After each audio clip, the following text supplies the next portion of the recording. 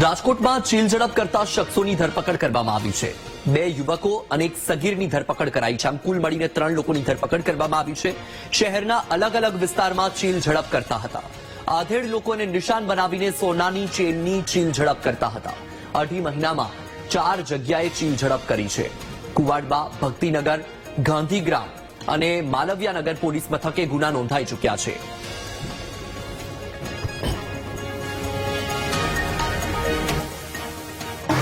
આ બંનેની પૂછપરછ દરમિયાન તે બંને કુલ 4 ગુના કબૂલ કરેલા છે, જેમાં માલવિયાનગર પોલીસ સ્ટેશનમાં ગઈ તારીખ 15/5ના રોજ એક ચીલ ઝડપ બનેલ છે।